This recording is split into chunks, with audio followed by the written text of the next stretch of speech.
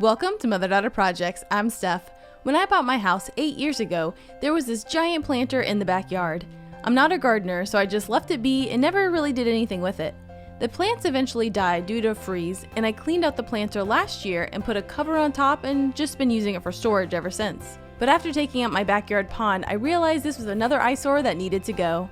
We expected this to be concrete blocks with pavers covering them, so we started by using our rotary hammer with chisel blade to remove the pavers. This worked well as we were able to remove the pavers from the concrete. Mom and I took turns at removing this first layer of pavers. This did kick up a lot of concrete dust, which is why we are wearing masks, eye protection, and gloves. And you'll also notice we poured water on the dust to keep it from flying everywhere.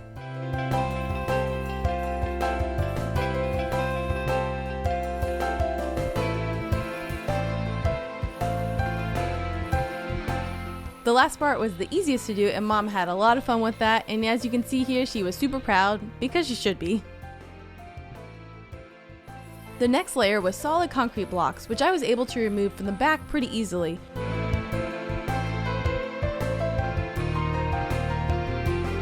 But it was at this point that I discovered the rest of the planter box was concrete block filled with concrete, and there was another surprise we had yet to discover. That wall was not going anywhere, so we tried to remove the pavers from the outside, which proved to be pretty difficult, so we just took a break.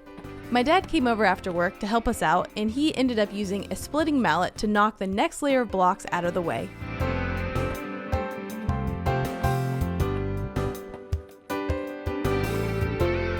This was tough work because at this point we realized it wasn't just concrete block filled with concrete, they were also reinforced with rebar that was probably about 2 feet extra in the ground.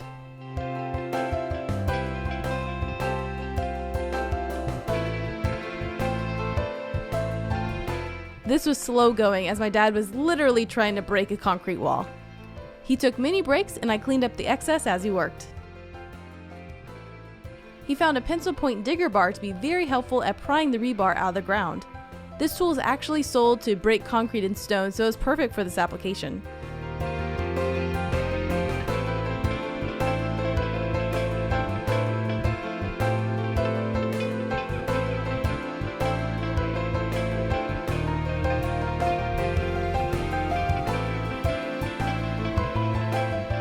There was only a little bit left, and I tried my hand at removing it, again using the rotary hammer and the splitting maul.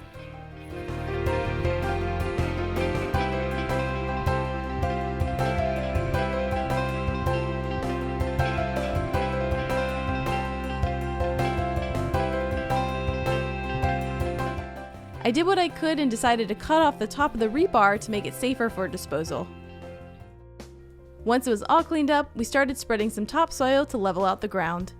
You'll notice I kept the back wall of the planter box as I like the idea of using this as a little wall. Mom is watering in the topsoil so we can get it compacted, and I was using a tamper to flatten it out. Next, we added a layer of weed barrier and pea gravel on top. My backyard is already made up of pea gravel, so this was a natural choice. I decided I wanted to use this spot for storage and found this nice resin storage box from Sam's and assembled it off camera.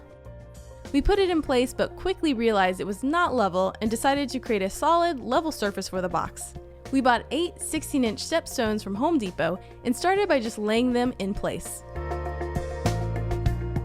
We quickly realized we needed to do more work to actually level them out. You might not be able to tell here, but the box really tilts forward.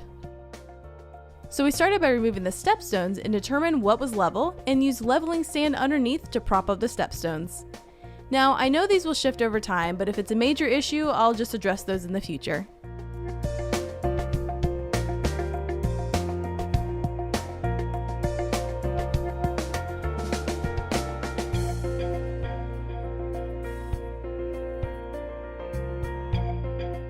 With them actually level, we put the resin box back into place and it was way better, and I was able to put all my outdoor tools inside.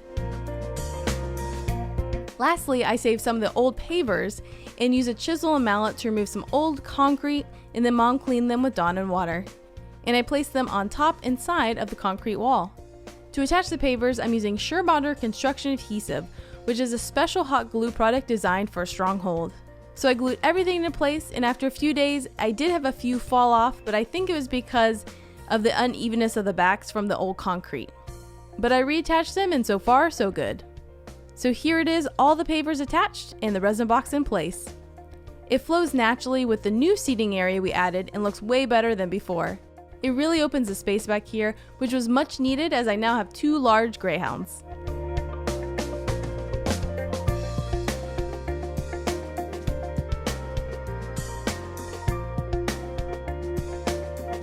Thanks for watching. If you want to see more projects from us, be sure to visit us at motherdaughterprojects.com. And here's the project we made about taking out the pond in my backyard. And here we built an outdoor privacy bench. Don't forget to hit that subscribe button and click the bell to be notified when we post a new video.